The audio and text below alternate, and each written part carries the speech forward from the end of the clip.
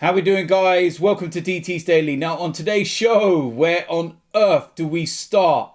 There's the fallout still from the European Super League.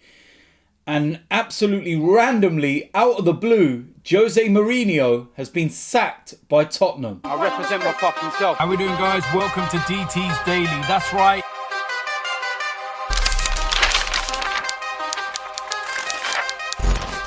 So the first place we're going to start is the European Super League. The fallout from this, it just gets worse and worse and worse.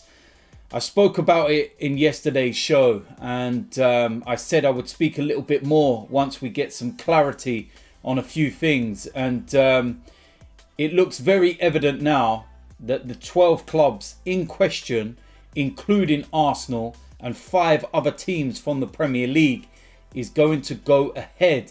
Now, apparently they've signed a 23-year deal.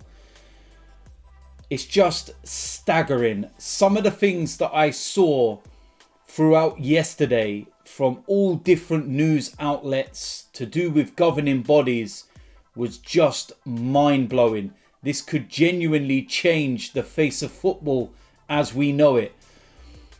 Now, some of the repercussions of going into this league are that the FA and the Premier League have made it very, very clear that any team going into this will be removed from the Premier League. Now, where would they go? Possibly down to the 5th tier of English football, which is best known as the Vanarama League. It just seems inconceivable that that would actually happen. Could you imagine Arsenal, Manchester United, Liverpool, Chelsea, City and Spurs being dropped all the way down there? People are saying that if they do leave, they will come running back very quickly. And if they do, they should start from the bottom. They should have points deducted. They should be removed this season. There's a whole host of things being spoken about, none, of which has been confirmed, and it's all just speculation and everything at the moment. And also being spoken about is UEFA and FIFA, and they're saying, and they're making it very, very clear, that any player from any of these clubs that go into this Super League will be banned from playing for their country. So they will not be able to enter any World Cups, any Euros. It's just mind-blowing when you think about it. And the maddest thing about that? I actually think the threat of not having players going on international duty is probably what the owners of clubs want. Because it's not financially beneficial for them to keep sending their best players on international duty and they pick up injuries. That's one way of looking at it, most definitely. But one thing that's really, really frustrated me and annoyed me is that when I see all these media companies and I see FIFA and UEFA and the Premier League and everything else jump on their high horse and talk about this as being completely out of order and why would they do this to the fans and everything else. Let's make it right. None of you care about the fans. None of you. Don't sit there and get on your high horse now and try and talk about the fans, about how bad it is for the average fan and the people that are going to be priced out or this, that, and the other. You lot don't care. You talk about UEFA. All right. They're already trying to reconstruct Champions Leagues and everything else. And that was actually signed off yesterday. But let's also remember that they turned the Champions League competition into a competition for champions, into a competition for teams that are not champions. And they can finish 4th. Or they could go and win another European competition to qualify for that one. Think about that for a second. Then you talk about FIFA. Should we talk about people like Sepp Blatter that's still banned from football now because of the things that he got up to. These are the same organisation that sold the World Cup to Qatar for 2022. And you want to sit there and preach about morals? Are you actually taking the piss? And then you want to talk about all the broadcasters and the Football Association and the Premier League talking about fans. Do you care about fans when you move fixtures to a Friday night or a Saturday morning, Sunday evening, Monday night? And we're not talking about, maybe moving the Arsenal game against Chelsea, for example, to one of these times where there's not much difference in travelling for the local fan, shall we say, first of all. You're talking about games where you might be playing Newcastle away and you're saying, right, 12:30 kickoff on a Saturday. You got to leave at like 4 o'clock in the morning to get up there. Do you care about the fans then? Of course you don't care. And what you've got to remember is football is a global sport. There's people that go to Manchester United, Liverpool, Arsenal, City, Chelsea, etc. From all parts of the world. I know fans that have travelled from Australia, from parts of Asia to America. And these people book their flights and hotels and tickets in advance for a game that might be played on a Saturday, Sunday, etc. And then a few weeks before, the league and, all these broadcasters go, yeah, you know what? We're going to move that game to a Monday night. And those poor people that have paid for all their flights and travelled all the way over and their hotels and everything are sitting there going, well, my flight's back on Monday morning. What am I meant to do? They paid thousands to get over. And I know fans that have done that. And even when you talk about local fans, there's people that book train tickets in advance because train companies, they go and put the prices up through the roof. The moment they look and go, right, Arsenal are playing at Liverpool on this day. Yeah, you know what? Trains from London to Liverpool, they're going to be double the price that they normally would be. So people have to jump in and get those tickets quick whilst they're still the original price and before it skyrockets. Next thing you know, TV companies go and completely switch it all around. You're left with a load of train tickets that you can't even use because the game ain't even on that day. Hotels that are booked. No, don't preach about the fans when none of you care about the fans. None of you. None of the clubs, none of the broadcasters, none of these organisations. Nobody cares about the fans. I've been going a very, very, very long time. And I've seen firsthand the change in football. I've seen firsthand what these people do and how little they care about the match-going fan and even the fan in general now, because that's how big it is and how global football has become. They don't care. It's all marketing. It's all a business. How many, training tops have Arsenal brought out this season? And I'm guilty. I'm one of the ones that goes out and buys it because you get sucked in. They know for a fact you love the club so much that you see something, you go, oh, you know what, that's really nice, I want to buy it. You get sucked in every single time. So we're guilty in that respect because we get sucked in, but they play on our heartstrings. That's what they do. They don't sit there and, think about the fan. They're just like, you know what, yeah, play on the heartstrings. We know these people that love the club and everything else. Let's bring out something that's very this and that, or we're going to bring out one of the retros and the old bruised banana kits and everything. And they know that you're going to sit there and you're going to be reeled in and you're going to buy it. They don't care. They don't care about none of us. None of us.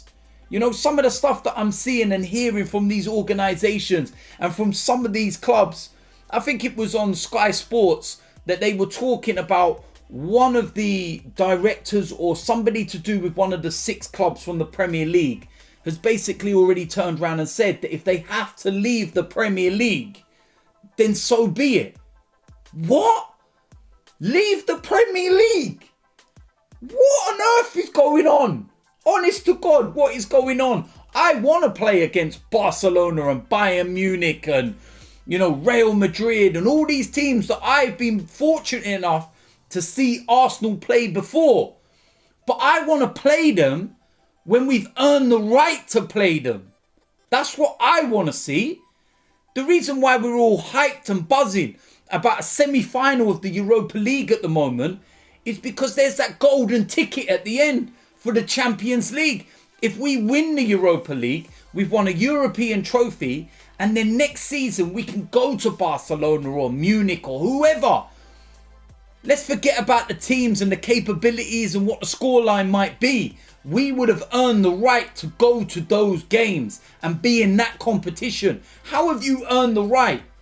No relegation, no threat of nothing. Arsenal right now, if they're in this European Super League, they can sit there and just be like, it don't really matter that we're 9th or 10th or 11th or 12th. We're still going to be in that big competition next season. We're still going to get £350 million. Really? Come on. Seriously. It's not going to be long until the Premier League or football in general in this Super League or whatever the hell it is going to turn into something like you see in America with the Super Bowl. You're going to have Beyonce coming out at half time. The hell is that? Can you imagine that, sitting there at the Emirates and Beyonce comes out and you've got like a 2-hour half-time break? To the left, to the left. No thanks, I get Mohamed El Neni to do that every week. Seriously. Winds me up, man, because nobody cares about the fans. Honest to God, man. The fallout from this, and I don't even know, but at the time of recording, there could be more and more and more coming out. But there's now talk as well that Arsenal and Manchester United are going to be excluded from the semi-finals of the Europa League because we're no longer part of the, you know, the European Association and UEFA and everything, and we've walked out from that. So it's like, what was the point? What was all that last week against Slavia Prague? And everything we went through emotionally and the build up to the game and that, and then this. And then it's been for nothing. And if we do win the Europa League, yeah, you win a trophy, oh, great. But what do you actually get? If they're starting this competition in August, what was the point? You're not in the Champions League. Why have we gone through everything we've gone through? Honestly, man. What more do you want me to say about the situation? They're talking about excluding Real Madrid, Man City and Chelsea from the semi-finals of the Champions League. That leaves just PSG, so they would win the Champions League by default. And with the Europa, it would be Roma versus Villarreal final. Come on, man. Really? Is this what it's all become? And people wonder why I'm so involved with my own football club now and why I love it so much. Because I don't get none of this. It's brilliant. You wake up on a Saturday, you go and watch some real football, man. Honestly. Staggering. Absolutely staggering.